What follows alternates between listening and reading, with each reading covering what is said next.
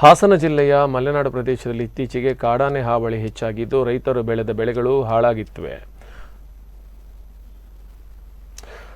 ರೈತ ತಲೆ ಮೇಲೆ ಕೈ ಹೊತ್ತು ಕುಳಿತು ಕಂಗಾಲಾಗಿದ್ದಾನೆ. ಹಾಸನ ಜಿಲ್ಲೆ ಆಲೂರು ತಾಲೂಕು ಅಚ್ಚಗೋಡನಹಳ್ಳಿ ಕಳೆದ ರಾತ್ರಿ ಸುಮಾರು 32 ಆನೆಗಳು ರೈತರು ಬೆಳೆದ ಭತ್ತದ 3 ಎಕರೆ ಬೆಳೆಯನ್ನು ಸಂಪೂರ್ಣವಾಗಿ ನಾಶ ಮಾಡಿವೆ. ಅಲ್ಲದೆ ಅದೇ ಪ್ರದೇಶದಲ್ಲಿ ಬೆಳೆದಿರುವ ಗೆಣಸು, ಅಡಕೆ, ಬಾಳೆ ಮುಂತಾದ ಬೆಳೆಗಳು ಸಂಪೂರ್ಣವಾಗಿ ನಾಶಗೊಂಡಿವೆ. ಅಚ್ಚಗೊಡನಹಳ್ಳಿಯ ಜಗದೀಶ್ ಎಂಬುವರಿಗೆ ಸೇರಿದ ಸುಮಾರು 2 ಎಕರೆ ಭತ್ತದ ಬೆಳೆ ಸಂಪೂರ್ಣವಾಗಿ ನಾಶ ಆಗಿದ್ದು ಕಾಡಾನೆಗಳು ಬೆಳೆಯನ್ನು ತುಳಿದು ನಾಶ ಮಾಡಿವೆ. ಕಳೆದ 3 ವರ್ಷಗಳಿಂದ ಬೆಳೆ ಕೈಗೆ ಸಿಗುವ ವೇಳೆಗೆ ಕಾಡಾನೆಗಳು ಬಂದು ಬೆಳೆಯನ್ನು ನಾಶ ಮಾಡುತ್ತಿದ್ದು, ಇಷ್ಟಾದರೂ ಅರಣ್ಯಾಧಿಕಾರಿಗಳಾಗಲಿ ಸರ್ಕಾರವಾಗಲಿ ಯಾವುದೇ ರೀತಿ ಕ್ರಮ ಕೈಗೊಳ್ಳದೇ ಇರೋದು ಬಹಳಷ್ಟು ಬೇಸರವನ್ನು ತರಿಸಿದೆ.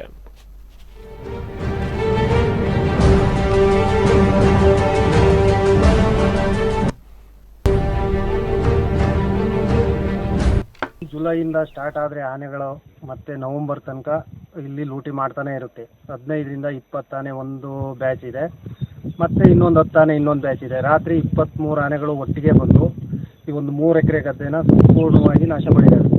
ಮತ್ತೆ ಬೆಳಿಗ್ಗೆ 6 ಗಂಟೆ 6:30ಗೆಲ್ಲ ಫಾರೆಸ್ಟ್ ಅವ್ರು ಬಂದು ಇದನ್ನೆಲ್ಲ ಪರಿಶೀಲನೆ ಮಾಡಿ ನಿಮಗೆ ಸರ್ಕಾರದಿಂದ ಸಿಗುವಂಥ ಸೌಲಭ್ಯ